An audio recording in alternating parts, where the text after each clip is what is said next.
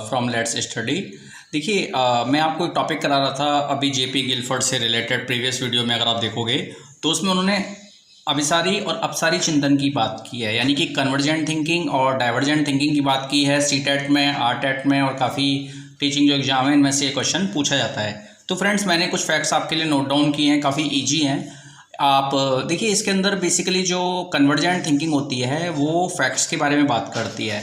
इसके अंदर जो आंसर्स होते हैं वो सारे के सारे आंसर्स स्ट्रेट फॉरवर्ड्स होते हैं, एक वर्ड सॉल्यूशंस होता है इसके अंदर। और सबसे इंपॉर्टेंट बात यह है कि इसके अंदर कोई क्रिएटिविटी नहीं होती। फ्रेंड्स आपको ये भी याद रखना है कि कोई इसके अंदर लॉजिकली आंसर्स नहीं होते और लॉजिकली आंसर्स होते हैं, क्रिएटिविटी नहीं होती। एक बेस्ट पॉसिबल सॉल्यूशंस इसके अंदर होता है। और आपको ये भी याद रखना है कि एक पर्सन जो है इसमें बेसिकली वो कोई क्रिएटिविटी नहीं दिखाता। हम में से सभी लोग, मोस्टली लोग जो हैं वो वन सॉल्यूशन की तरफ जाते हैं। ओके फ्रेंड्स, लेकिन अगर हम डाइवर्जेंट थिंकिंग की बात करते हैं तो हम एक क्वेश्चंस के बहुत सारे पॉसिबल्स आंसर्स लाने की कोशिश करते हैं। यानी कि जो आइडियाज़ हैं, बहुत सारे जो आइडियाज़ हैं, मैनी आइडियाज़ की हम लोग बात करते हैं। हमेशा आप ध्यान रखिएगा कि डाइवर्जेंट में हम बहुत सारे मल्टीपल आइडियाज़ के बारे में बात करते हैं। ओके फ्रेंड्स, यानी कि एंडलेस आइडियाज़ के बारे में हम बात करते हैं। सबसे इंपॉर्टेंट बात यह है इसके अंदर कि जैसे कि आर्टिस्ट होते हैं जो वेरियस तरीके से सोचते हैं, क्यूरियसनेस और इमेजिनेटिवनेस, यानी कि बहुत ज़्यादा इसमें कल्पना शक्ति होती है।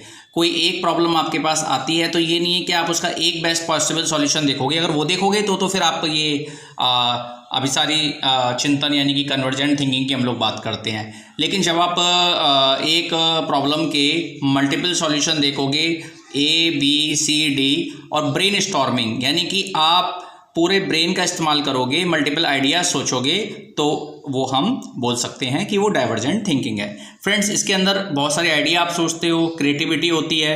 तो आप सिंपली आप ये समझ लीजिए कि अगर एक प्रॉब्लम का एक सॉल्यूशन है तो फ्रेंड्स वो बेसिकली आपके पास वो कन्वर्जेंट थिंकिंग है और बहुत सारे आइडिया आ जाए तो वो डाइवर्जेंट थिंकिंग है। Thank you so much. मैं जय अग्रवाल फ्रॉम लेट्स स्टडी।